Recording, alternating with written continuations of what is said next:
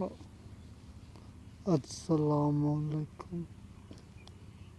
আমি শারীরিক প্রতিবন্ধী একজন।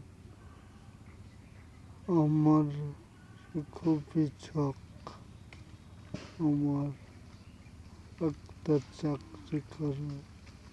আমি দেশের বোঝা জাতির বোঝা না হই। আমাদের যদি কেউ চাকরি দিয়ে সহযোগিতা করুক, আল্লাহ তাআলা তার জন্য আমি দোয়া করব।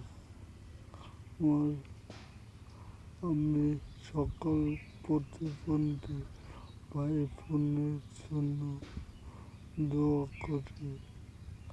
আপনারা আমাদের পাশে থাকুন।